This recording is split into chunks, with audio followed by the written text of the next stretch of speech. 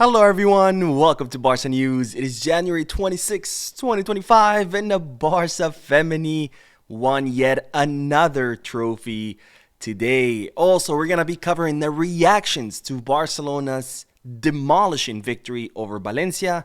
And finally, Marcus Rashford has rejected an incredibly wealthy offer from Saudi Arabia. We have a lot to discuss, so let's begin.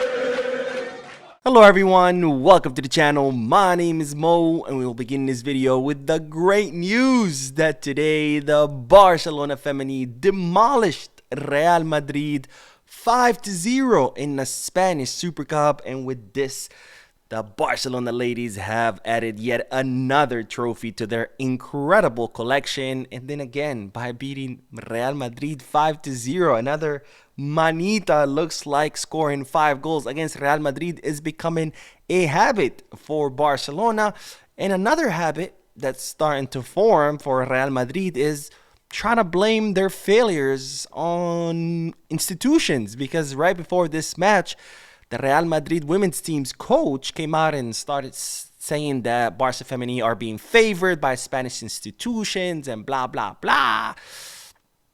It's like, look here, my friend. The reason Barca Femini continue to win is not because anyone is favoring them. It's because they are by far the best women's team in the world. They demolish everybody in La Liga. They demolish everybody in the Copa de la Reina. They demolish everybody in the European stage. And the reason for that is that Barcelona was one of the first clubs to start investing in their women's team.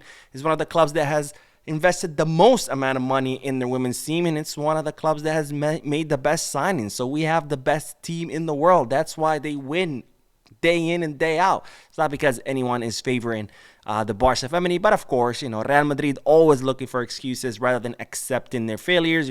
They couldn't stand the fact that Pep Guardiola demolished them for so many years, so they came up with a whole referees favor Barcelona. Negreira bribed referees. There was even a time when they were saying there was doping, accusing Barcelona players that they were doping.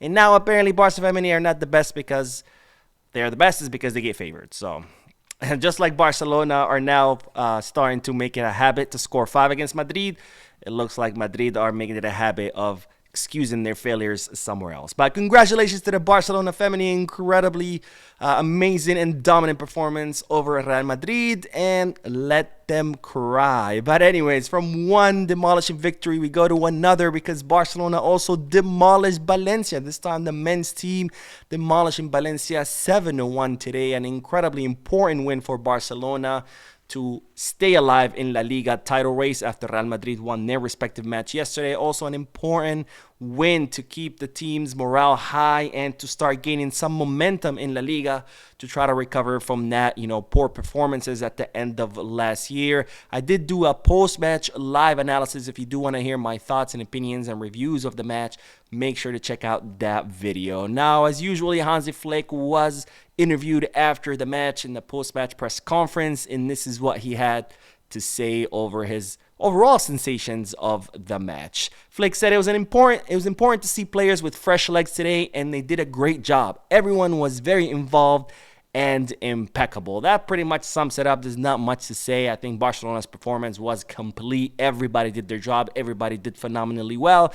And the most important thing is there was a lot of rotations, and yet all the players performed well. And this is what you want to see in a team that is aspiring to compete for everything, because not only do you want your starting 11 players to be performing great, but you also want to see your subs performing great. That way, if one of your starters needs a break, is injured, is suspended, whatever, someone from the bench comes in and it's like nothing happened, which is exactly what happened today. Now, Hansi Flick was asked about, choosing Szczesny over Inaki Pena, and this is what the German coach had to say. We have never lost with Szczesny in goal, and that is very important to me. It is not the best situation for Inaki Pena, but this is football. I have made this decision in consensus with my technical team, and we are satisfied with it. So Flick, not really giving too many details, just saying we've never lost with Szczesny in goal, but I guess, that's not I mean, we've also won many matches with Inaki in goal, and then saying that he just made that decision and he's happy with it, which I'm starting to wonder, did something happen between Inaki and Flick? Because I don't think Inaki has given Flick any reason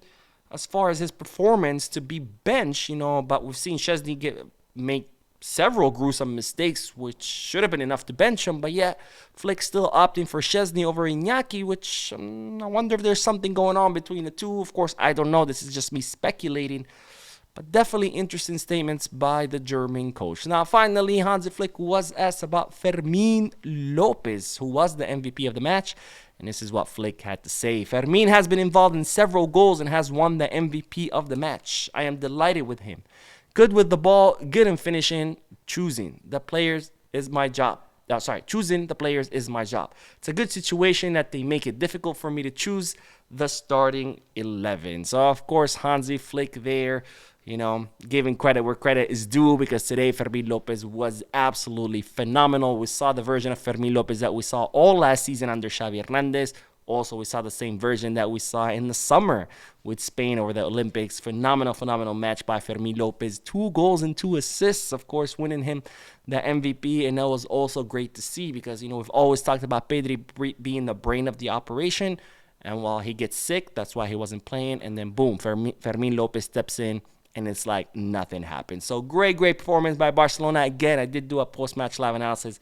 So, if you want to hear more thoughts, make sure to check out that video. All right, on to the next bit of news because, ladies and gentlemen, Marcus Rashford, someone that Barcelona are trying to sign during the winter transfer market on loan until the end of the season, has rejected an incredibly lucrative offer from Saudi Arabia, who had offered him 600,000 euros per week salary. God, that is a lot of freaking money. Actually, it's not even euros, it's in pounds, so it's even more. So 600,000 pounds per week offer that Marcus Rashford has rejected, and of course, understandably so. Usually if you make a move to a league like Saudi or MLS, whatever, usually your career at that point is over. And I think Rashford, as inconsistent as he has been at Manchester United, he's still pretty young. He's 27 years old. He has plenty of football in his boots left, so totally understandable that he would reject that offer. Now, Barcelona are still trying to sign Marcus Rashford, but of course they have to offload someone, and unless they can offload, that they're not going to be able to sign him. And with 4 or 5 days left in the winter transfer market, it is getting a bit difficult for Barcelona to complete the signing. We'll see whether they'll be able to pull it off or not. But for now, Marcus Rashford will have to continue to wait. And now the last bit of news is in regards to Ronald Araujo, because as reported in yesterday's video, his release clause has been revealed, which is worth 65 million euros during this summer, and then it goes up to 80 million euros the following summer. And of course, this was revealed by journalists who've been able to obtain this information, not by the club confirming it themselves. And it seems that the reason why Barcelona never revealed Ronald Araujo's release clause is because, according to the club, they now have a new policy of not revealing what the release clause is worth. That way, not to invite other teams to try to come and take the player away. I think that's just a made-up excuse because, let's be honest, if you say that a player's release clause is 1 billion euros, is not going to change anything, and that's the majority of the team. The majority of the team has 1 billion euro release clauses, and even if you don't know what the release clause, if a team isn't interested in a player, all they have to do is pick up the phone, call the agent. Hey, what's the release clause? It's this much. Okay, cool, thanks.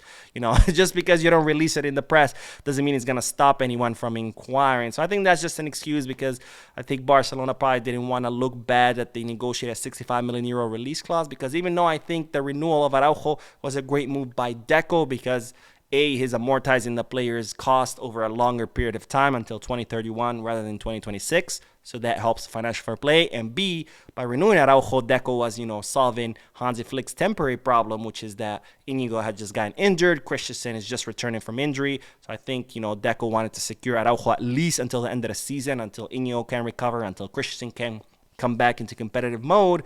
But I think they did mess up a little with the release clause. 65 million sounds a little bit low.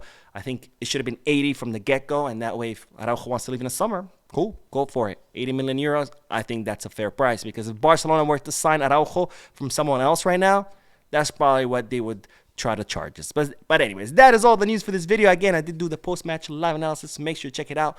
Don't forget to hit the like button, subscribe to the channel, drop a comment, and as always, Visca Barça.